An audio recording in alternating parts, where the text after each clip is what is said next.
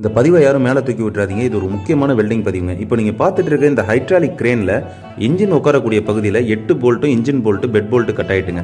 கிட்டத்தட்ட 8 போல்ட்டு கிட்ட கட் ஆகிடுச்சு. ஒரு சைடே இன்ஜின் சாஞ்ச மாதிரி போயிடுச்சு.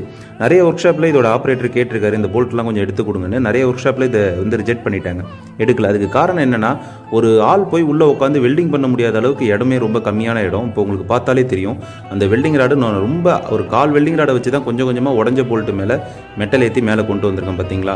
ஸோ ரொம்ப கஷ்டமான விஷயம். ரெண்டாவது, கம்பெனியில் கேட்டிருக்காங்க, கம்பெனியில் இன்ஜினை இறக்கி தான் ஏற்றணுன்ட்டாங்க. நிறைய நண்பர்கள் ஓட்டை போட்டு எடுக்கலாம்னு சொல்லுவீங்க. அந்த மாதிரி ஓட்டையெல்லாம் இதில் போட்டு எடுக்க முடியாதுங்க, ஏன்னா இடம் ரொம்ப கம்மியான இடம். ஸோ வெல்டிங் மட்டும்தான் இதுக்கு ஒரே தீர்வு. நான் பார்த்தீங்கன்னா 8 போல்ட்டையுமே கொஞ்சம் கொஞ்சமாக வெல்டிங் பண்ணி மெட்டல் ஏற்றி இப்போ ஒரு போல்ட்டை பற்ற வச்சு எடுக்க ட்ரை பண்ணேன். 8 போல்ட்டையுமே நான் எடுத்துட்டேன். இது எடுக்கிறதுக்கு எனக்கு 8 ஹவர்ஸ் கிட்ட, அதாவது 8 மணி நேரம் கிட்ட எனக்கு ஆணுச்சு. ஸோ நம்ம சக்ஸஸ்ஃபுல்லாக அந்த வேலையை முடிச்சிட்டோம். இப்போ நீங்கள் அந்த வேலையை தான் பார்த்துட்ருக்கீங்க. மறக்காமல் நம்ம சேனலை சப்ஸ்கிரைப் பண்ணி ஃபாலோ பண்ணிவிடுங்க, ஏன்னா நிறைய